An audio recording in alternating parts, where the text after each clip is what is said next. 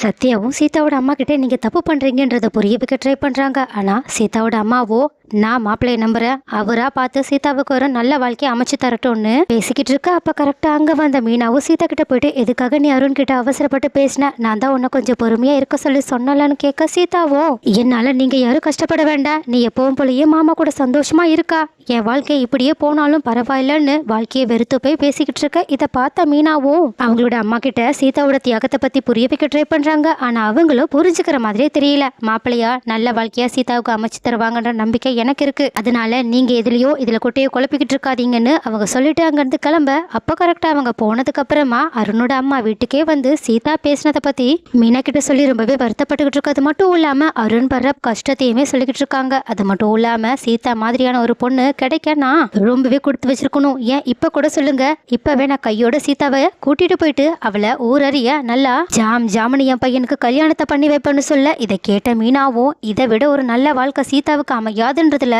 தன்னோட முடிவை உறுதியாக்குனது மட்டும் இல்லாம அருணோட அம்மா கிட்ட நம்பிக்கை வர்ற மாதிரி பேசிக்கிட்டு இருக்காங்க. பட் இன்னொரு பக்கம் ரோகிணியோட வாழ்க்கை தான் தத்தளிச்சுக்கிட்டு இருக்கு. ஏன்னா விஜயா ரோகிணிய மனோஜ் கிட்ட இருந்து பிரிச்சுட்டு மனோஜுக்கு இன்னொரு பொண்ணை கல்யாணம் பண்ணி வைக்கணும்ன்றதுல ஒரு மிகப்பெரிய பிளான பின்னாடி போட்டுட்டு இருக்காங்க. இதை பார்த்த பார்வதியுமே நீ இப்படி எல்லாம் பண்ணா ரோகிணி உன் மேல போலீஸ்ல கம்ப்ளைண்ட் பண்ணிட்டா என்ன பண்ணுவேன்னு கேட்க, அதுக்கு விஜயாவோ தான் ரொம்ப பெரிய சதி திட்டுற ஆளுன்ற மாதிரி பார்வதி கிட்ட அதெல்லாம் ஒரு பிரச்சனையும் வராது, முதல்ல மனோஜ்க்கும் ரோகிணிக்கும் நான் டிவோர்ஸ் வாங்கி கொடுப்பேன், அதுக்கப்புறமா அந்த நீத்து பொண்ணு கூட கல்யாணத்தை பண்ணி வைப்பேன், அவ்வளவுதான் எல்லா பிரச்சனையும் முடிஞ்சிருன்னு சொல்லிட்டு இவ்வளோ மோசமான பிளான போட்டுக்கிட்டு இருக்காங்க. ஸோ இதை பத்தின உங்களோட கருத்துக்கள் என்னன்றதை ஞாபகமா கமெண்ட்ல சொல்லிடுங்க.